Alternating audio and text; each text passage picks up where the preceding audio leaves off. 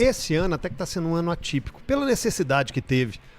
Rômulo jogou, Paulo Vitor jogou, Cadu jogou, o Isaac estava sendo relacionado, quem mais? Vitinho.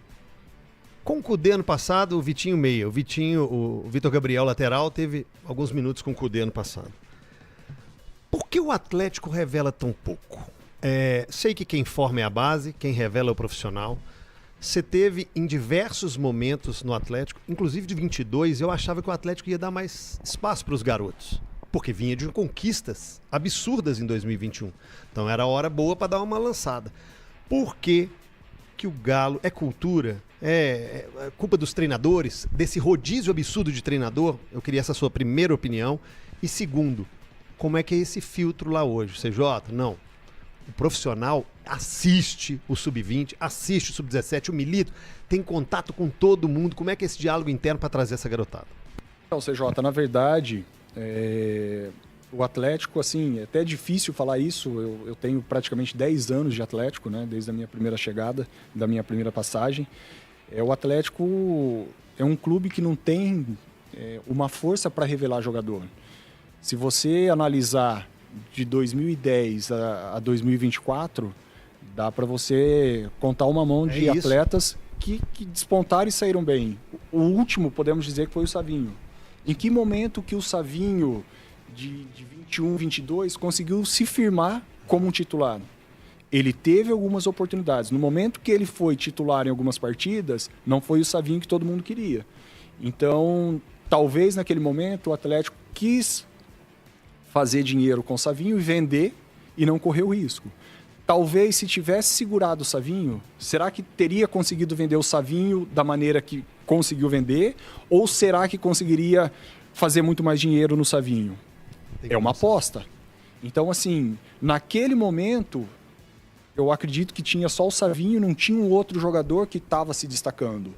Hoje no Atlético, como que você vai lançar algum jogador da base com o elenco que você tem?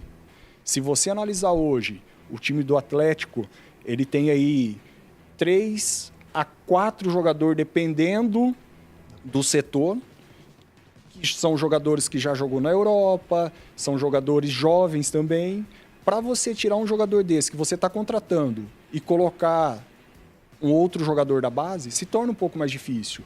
Porque custo-benefício, o clube tem que colocar na balança. Por mais que ele tenha que revelar. O Atlético, há 3 rodadas atrás, estava utilizando esses meninos. Aí eu pergunto para você, esses meninos deram conta do recado? Para mim, sim. Mas por que hoje não estão jogando? Tu vai colocar no lugar de quem? Vamos usar o Rômulo como exemplo. O Rômulo foi um menino que, para mim, desses, foi o que mais se destacou e que melhor foi utilizado. E que se destacou e foi bem. O Rômulo hoje, eu tenho um carinho muito grande, tenho conversado muito com ele, mas o Rômulo iria jogar no lugar de quem hoje no setor defensivo? Fora os jogadores de posição, né, de formação como zagueiro, a gente tem ali Renzo, que está fazendo zagueiro, temos Mariano, temos Batalha. Então, assim, se torna mais difícil. No momento em que esses atletas, no caso o Rômulo, foi solicitado devido à Copa América por ausência de jogadores, por lesão, ele demonstrou que ele tinha capacidade de jogar e foi super bem. Só que agora como que tu faz isso? Claro. Então, assim, mas nós também não podemos esquecer que esses atletas citados, Rômulo, Paulo Vitor, Cadu, Isaac, eles já estão sendo inseridos na equipe profissional cerca de 2 anos, 2 anos e meio. Agora, como que você vai pegar um menino do Sub-20 que nunca treinou 1 mês com a equipe principal e vai inserir ele para revelar esse jogador? Se torna mais difícil. Agora, em relação ao Milito, está sendo, sim, fazendo um pente fino, sendo acompanhado desses atletas. A comissão, que é o Léo, que é o primeiro auxiliar do Milito, tem acompanhado alguns jogos junto comigo, com o Lucas, com o Danilo e com o Rafa, que são os treinadores de goleiros. Então, o Milito está, sim, buscando esses meninos, talvez, que ele até foi questionado em algumas entrevistas pós-jogo, de por que ele não está levando esses atletas para o banco, né? Entra muito em cima disso.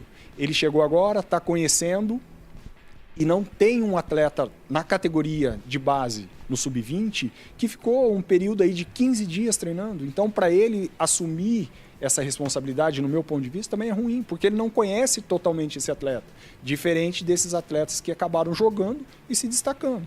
Eu tenho certeza que ele ficou satisfeito com as atuações desses meninos, mas só que quando você tem um elenco tão recheado com grandes nomes, se torna um pouco mais difícil.